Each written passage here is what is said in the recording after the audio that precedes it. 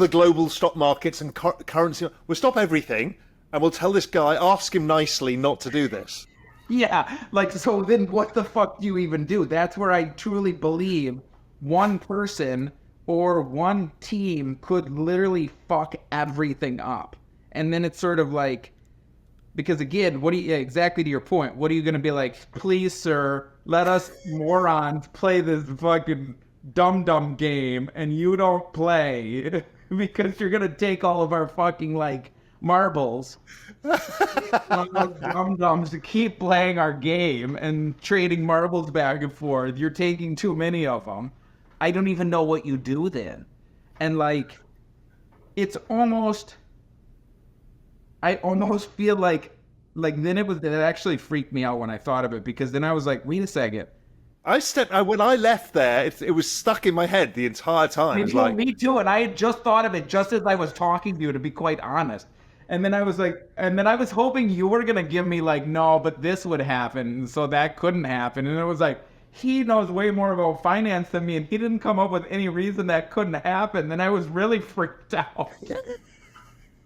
I was hoping you'd be like, no, so the reason that wouldn't happen is because X, Y, Z. And I was like, oh, he's not really coming up with a rebuttal for this. Oh, no, because even if it doesn't get every trade right, if it gets 80% of trade right and does enough trades, it just takes all the money on earth. Dude, I don't even think it would need to do that, because you would, again, the flywheel effects of, if it was getting like, if you could just beat the market by like 20% or 30%, like, you don't even need to get anywhere close to 80% of your fucking trades right. You need to get, like, I mean, if you're fucking, you know, how many, what do you think even fucking Warren Buffett or one of these people, he's wrong. Yeah, the best traders in the world are about, some of them are below 50%, but they just stop losses plus running their winners.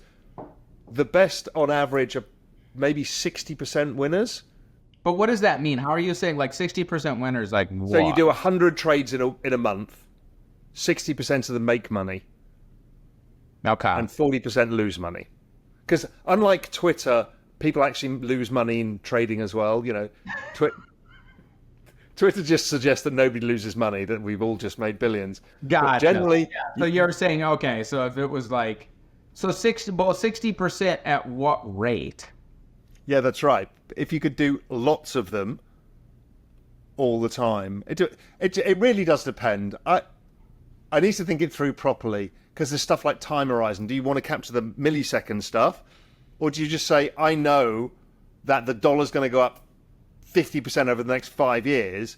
I'm just going to put $1 bazillion into one trade. You know, there are trades that can do everything. You know, if you'd had the code for the pandemic, you could just go straight to Elon Musk wealth overnight. Yeah, I think it's more like, I'm looking at this as not like overnight, but something that could, in, say, a couple weeks or a couple months, suddenly amass like, oh shit, okay, this is now the biggest company in the world, and it literally just sprung up 3 months ago, and it's now worth, you know, $4.5 trillion. And it's sort of like, and it's betting right pretty quick. And then it's that, because at that point it would be controlling the game a bit more, because it's so big. And then it's sort of like, it can see what it's doing is fucking affecting the markets, and it can see the psychology of like the fucking game theory of all this shit. Okay, I'm gonna buy this shit. Nobody expects me to buy that, and then I'm gonna fucking do this, and I'm gonna fucking blah blah blah. And like, then this government's gonna say this, and then like, it can just basically fucking game it out, and it's sort of like, what are humans gonna do if they take the last great game away? I mean, because they've beaten the machines have beaten us at chess, beaten us at Go, beaten us at pretty much everything, and here we've got the stock market, the last game in town. It's going to take that too. That is true. This is the ultimate game, and if this game goes away, I don't know what there is. You know what it could be then? Yeah, I don't know. It's like, it almost like it could be things that we could almost go back to like betting on weird arbitrary shit that like makes no difference, or like sports or something like that. You know what I mean? Where it's sort of like, it's kind of like this becomes the like value, or like, I don't know, like it's very interesting to think how companies would operate if the stock market and the speculation on them were not part of the equation. I have no idea, obviously. The other thing that I've come to realize is that as businesses use AI to develop product, to iterate on their product, build new models, so AI is building AI, is building businesses building AI. I just think companies are going to be like meme coins.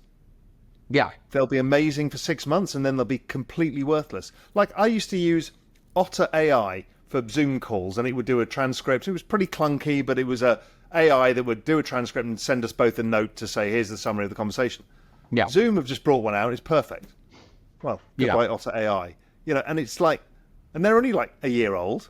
Yeah. So I just think there's some weird velocity that's going to happen too, that's going to be much more like crypto that we're all used to, is things can be amazing for a short attention span and then just never remember them ever again.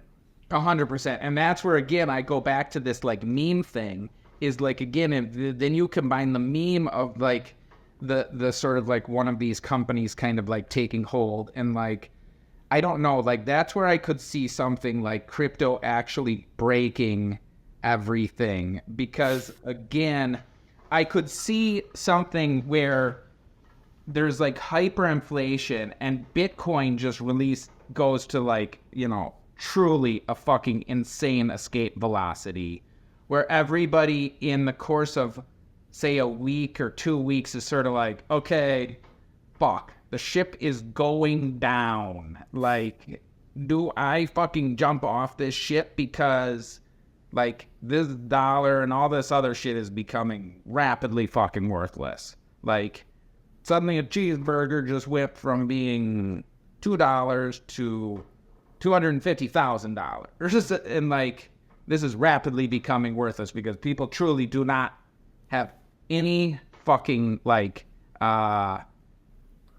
any confidence in the dollar. And again, that is, we all take for granted that there's confidence in these money systems. But again, if the meme is there's no confidence anymore, then very quickly, and that meme could fucking like spread very quickly, where everybody loses confidence, where it's just like, okay, yeah, no, what were we thinking? This is like, we literally kept joking about how they were printing money. No, they're printing money. Like, what are we doing? And everybody within the course of just like 2 weeks or something is like, this is the new system. Like, I don't know, like, I could see that happening, like very, very rapid switch to this new system, which I don't even know what that would do, like, may or may not be good, or like, I have no idea. I've always thought that these were parallel systems, and this was built specifically because this one was so fucked, and that over time people have been migrating. Now, could you get this rapid migration? You know, that's possible as well. So listen, final question for you. What's next for you? Or for Beeple? Well, we've set up a number of horrific fucking scenarios here, so I don't even know. Yeah, because the AI's taking your job. You're not wearing the Apple glasses. Everybody else is living in 3D world. You're miserable. And somebody else has won all the money. Other than that, what's left? I don't know. I guess it's just drawing a bunch of dicks.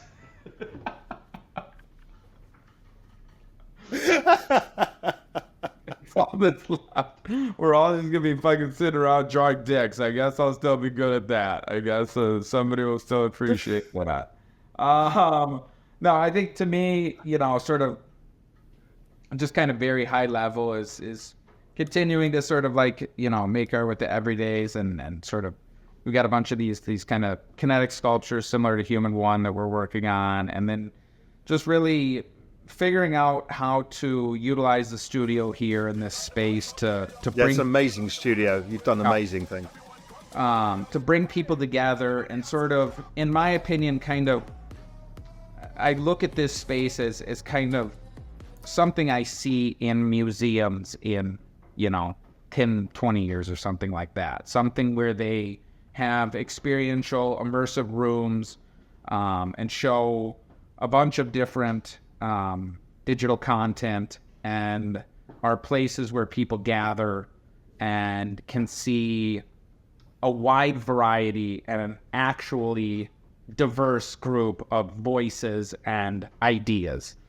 I'm laughing. I'm trying to take you seriously, and then I'm remembering going into the bathroom where there's the voiceover of you talking about poo. That's also something the museums will have.